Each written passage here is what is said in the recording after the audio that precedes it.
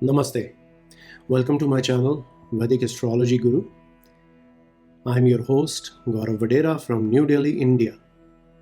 As you all are aware, this channel is about new researches in the field of Vastu, astrology, and tarot. Today, I am going to bring you a very exclusive topic, the zodiac sign Scorpio. What are those secrets pertaining to Scorpio? And how does Scorpio function in every individual horoscope? You may be an Aries ascendant, or a Leo, or a Virgo, or a Pisces, or any other ascendant. But how does Scorpio function in your chart? So that is something today we are going to discuss. But before we move that, I'll give you a brief about myself. Well, I have been into this field for more than 25 years now, having provided more than 100,000 consultations and have trained numerous existing professionals in this field all across the globe. I teach many subjects. As you can see, I teach Vedic astrology, Astro-Vedic Vastu, medical astrology, career astrology, marital astrology, advanced techniques in Vedic astrology, Prashna Jyotish, which is Horary Astrology, Nakshatra Jyotish, KP Astrology, Nadi Jyotish, and Western Tarot. If you want to do a certificate courses in the above mentioned, fields of astrology, you can always get in touch with me on the number provided below. You can directly send me a message across to get the details and syllabus pertaining to these courses. And if you want to book your consultation, you're more than welcome to directly get in touch with me on the number provided below. The speciality of my classes is that I follow the ancient tradition of a teacher-student relationship, a teacher-disciple relationship that was very much appreciated, which was one-to-one live classes. Yes. So I will not teach in groups. I will conduct your class in a very private manner, which is one-to-one live classes only. These are very convenient classes on weekly basis. For details, you can get in touch with me on the number provided. So let's move ahead with today's topic.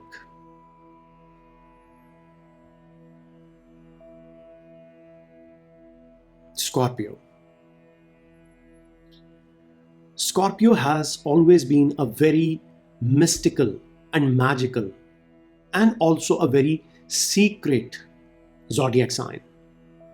But how does it function and what are its relevances?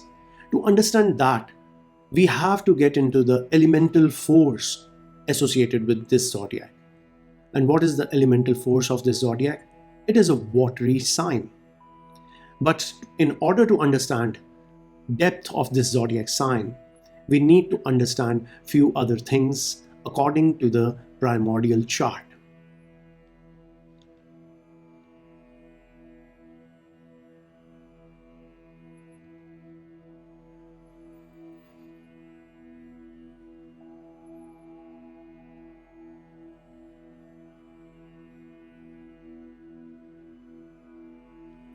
Now here we have a primordial chart, a Kala Purusha chart, starting with the Aries ascendant. As we are very much aware that Scorpio is associated with the natural 8th house of the horoscope, which has its own particular and peculiar characteristics of longevity, characteristics of troubles, characteristics of secrecy, occultism, and much, much more. But how will this zodiac Scorpio function in every individual horoscope? And what are those secrets associated with this symbol of Scorpio? In order to understand this, we need to understand the watery element of Scorpio. And how can we understand that? In order to understand the watery elemental force of Scorpio, we need to understand the trinal relationships, the trine relationship of the sign Scorpio with other watery signs. And those are Cancer, which is again a watery sign, Scorpio, and Pisces. So these three trinal zodiac signs having the same elemental force of water, which is common among all of them, we need to understand that.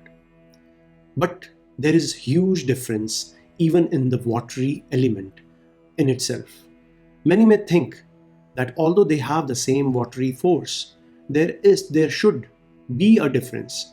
Yes, indeed, there is a lot of difference. But what is that difference? In order to understand that, we will have to focus on all these three zodiac signs differently, pertaining to their elemental force associated with the house they own in the natural chart. So we will start with the first watery sign, starting with the Aries as ascendant. The first watery sign is Cancer.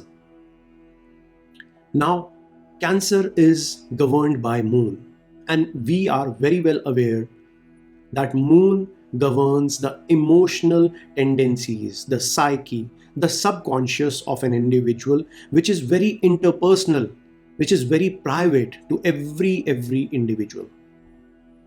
And as well, the ownership, the lordship of the fourth house brings in the characteristics of the most closest relationship of every child with his or her mother. The house, the upbringing, which is from the fourth house, the emotions that are attached with the fourth house are all something which are very pre-stage in every individual life, and they are associated they're associated in a way which is very personal for every individual. Every individual has their own experiences, their own subconscious experiences as well, associated with the fourth house. And these experiences are in a way very personal. But the best part of this is that these are easily available to every individual. These learnings by the way of emotions is readily available to every individual. Every child starts to feel emotions on a very base level, which may channelize into very different energies at a later stage. So this is something which is very readily available. Hence, what do we conclude with this? We would conclude that the watery element of Cancer is available to everybody. We all experience something good or something bad in our life. We have our own share of experiences which come in one way or the other. We cannot escape it. So it is something which is readily available in the purest form, being related to our own emotions in the most interpersonal way. Every individual has its own experience. So yes, this is like the purest form of water, which is readily available to every individual, which is your own moon, which is your own experiences, which is your own emotional way of looking at the world. So that is Cancer. That is the water element of Cancer. But how do we differentiate it from Scorpio?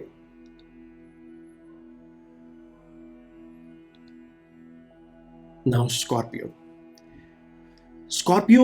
is the sign ruled by Mars. It has a very Martian energy in an indirect way, associated with the 8th house.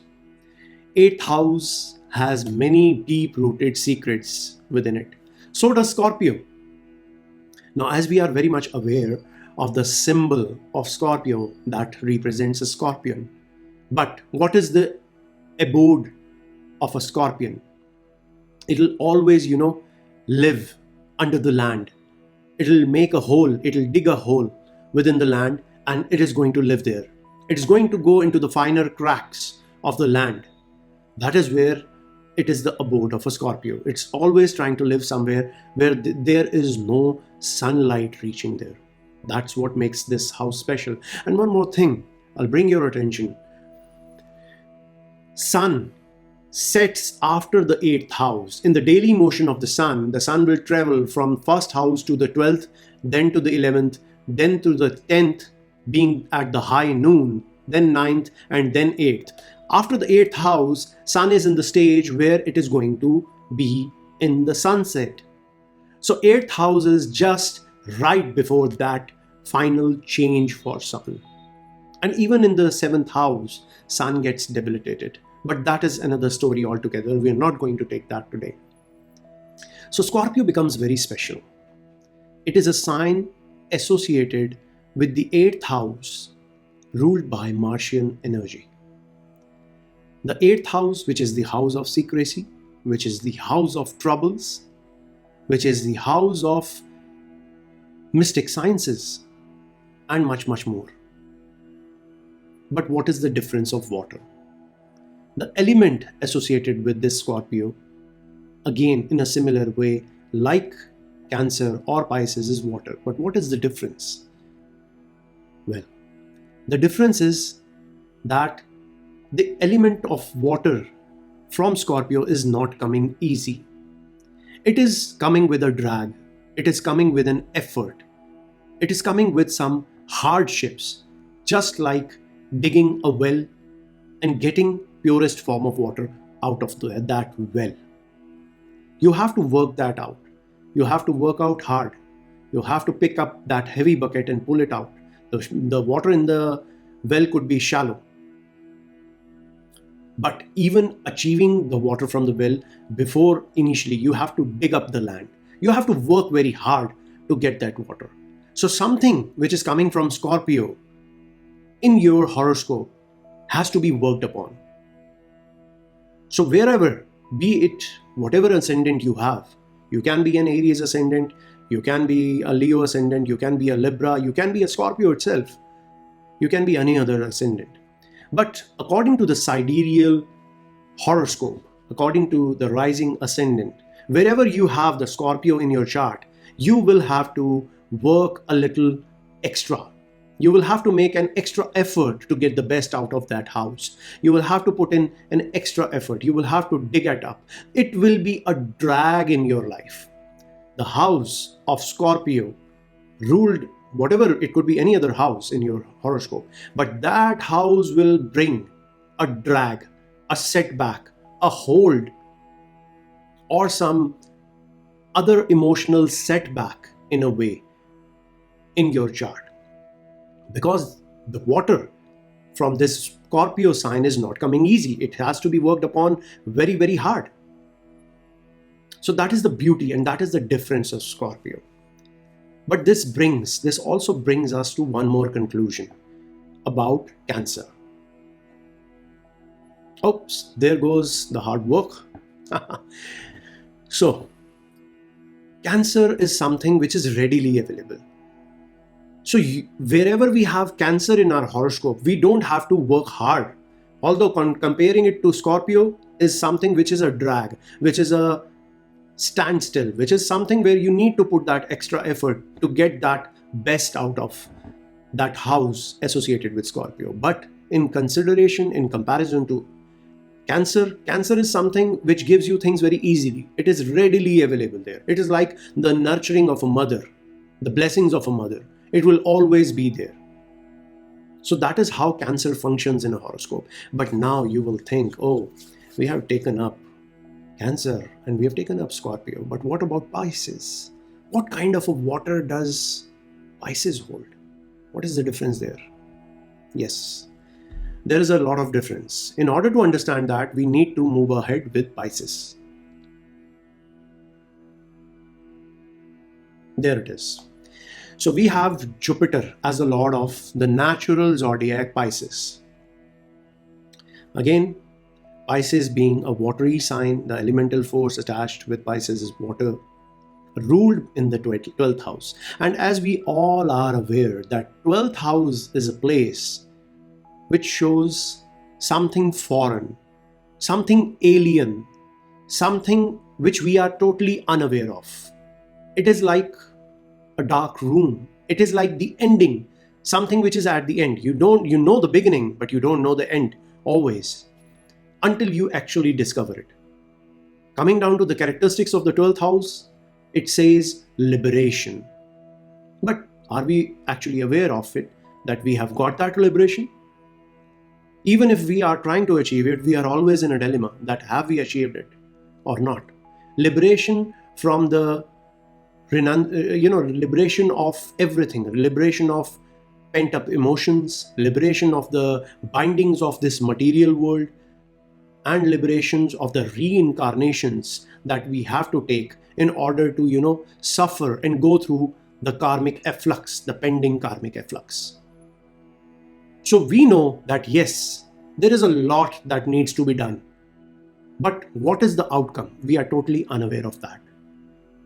So what kind of water do you think gets associated with that in such a way? It is a water which is there everywhere, but is not visible. Even like the element of Jupiter, which is ether in itself. Jupiter governs ether. In a similar way, the water associated with Pisces would be the water which is there around us everywhere in the form of a vapor, but we are unable to see it. We know that the clouds hold a lot of water, but we never can touch them. So that is there. Water is everywhere around us, but we are unable to grasp hold of that water from the air itself in the form of a vapor. We know that there is vapors. So this is the beauty and the difference of water element among these three signs. The Cancer giving you the purest water in a form which is something which is very readily available to you in your life. You don't have to work hard. It is easily attainable. It is already there. But the water of Scorpio is something where there is a drag. You have to work hard a little bit. You have to put in an extra effort to get that advantage, to get that water, to get that glass of water in your hand. It is something which will drag you. It will something which will put challenges in your life. And Pisces water is something more mystical, which is again something to be discussed at a later point of time with much more detail, because it holds a higher level of secrecy. So this is something what I wanted to bring to your attention today. I wanted to bring you how Scorpio functions in an individual's chart and why is that secrecy associated with Scorpio. So I hope you understood what and why of the Scorpio sign. Why do we call Scorpio a very secret sign? It is the water which is beneath the land. It is the water which is underneath your feet and you have to work very hard. It is something which is not easily, accessible or shown.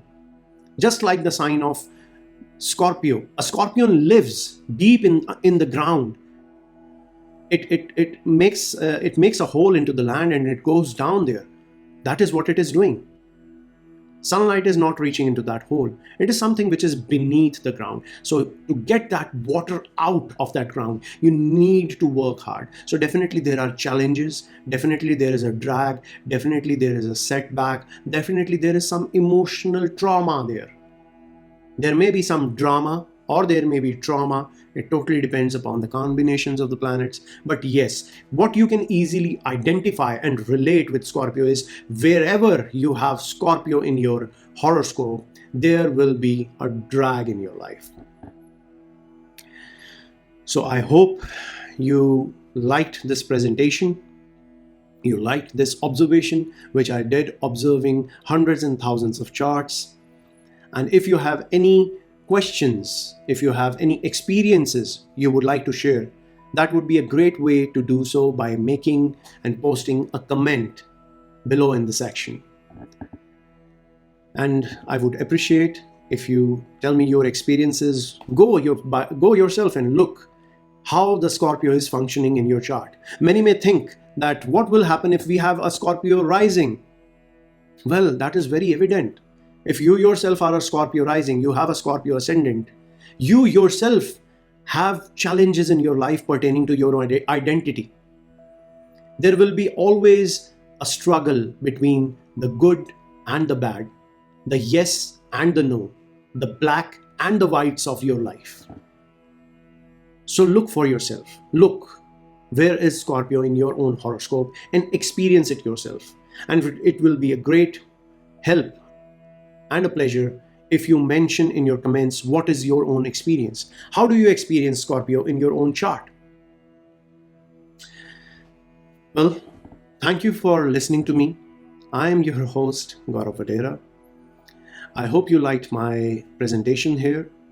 And if there is anything you want to learn regarding these mystical sciences, you have my contact below on the slide. You can directly get in touch with me and ask for details.